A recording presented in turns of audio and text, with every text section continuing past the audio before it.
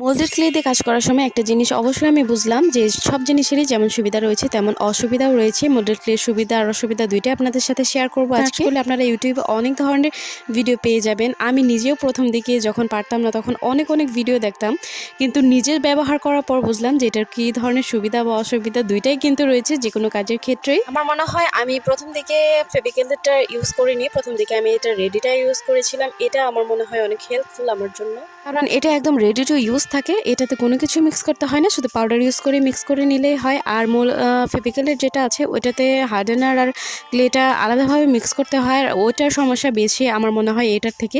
এটা কিন্তু এয়ারটাইট করে কোনো সমস্যা হবে না, এয়ারটাইট করে রাখলে কিন্তু বেশ অনেক দিনই এটা ভালো থাকবে। আর এটা মিক্স করা থাকলেও কিন্তু এটা কখনো ড্রাই হয়ে যায় না যদি না এয়ারটাইট না রাখা হয়। আমার মনে হয় ক্লের কাজ করার ক্ষেত্রে এই ক্লেটা অনেক ভালো, অনেক উপকার। এটাও অবশ্য মন মাটের, কিন্তু মন মাটির থাকলেও আমি এটার যে ব্যবহারগুলো করেছি, যে কাজগুলো করেছি, এত পরিমাণ পারফেক্ট আর এত সুন্দর ফিনিশিং এসেছে যা ওগুলোতে আমি কখনোই পাইনি। ওই ক্লে দিয়ে কাজ করতে অবশ্যই ভালো লাগে আর কাজ সুন্দরভাবে করাও যায়, কিন্তু এটা থেকে আমার কাছে ভালো লাগেনি তেমন। আমাদের দেশে কিন্তু অনেক ধরনের ক্লে পাওয়া যায়, সেটার ভিতর super clay, moulded clay, ডোজেন clay এগুলো কিন্তু অন্যতম। বিশেষ করে সুপার ক্লে যেটা, এটা আমার মনে হয় না এখন পর্যন্ত কেউ চেনে না।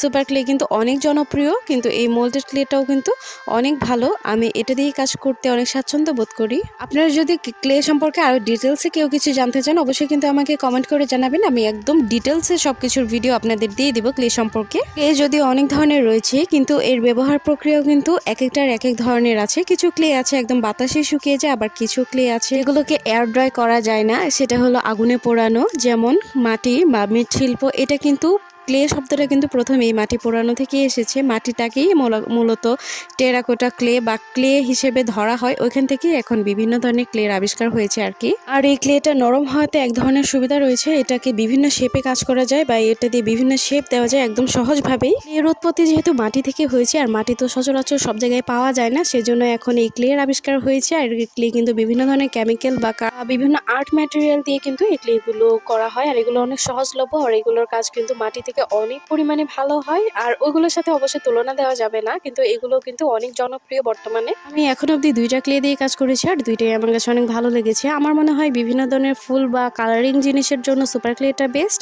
আর এরকম ক্রাফটের কাজ করার জন্য একদম এই মোল্ডেড ক্লেগুলো একদমই বেস্ট। এগুলো দিয়ে এত ভালো ফিনিশিং আসে, আর করতে পারলে এত সুন্দর হয় যে আপনি বুঝতেই পারবেন না যে এটা ক্লে দিয়ে করা। একদম ভালোভাবে ফিনিশিং দিতে পারলে কেউ ধরতেই পারবে না যে এটা নিজের হাতে করা। এখানে আমি যে ঝুড়িটা রেডি করেছি এটা কিন্তু আপনারা অনেকেই দেখেছেন। আর এই ক্লের আরেকটা বিশেষত্ব হলো এখানে যে আমি একদম রেডি করে মিক্স করে বা পাউডার লাগিয়ে যে রেখে দিয়েছি, এটা যদি আমি এয়ারটাইট করি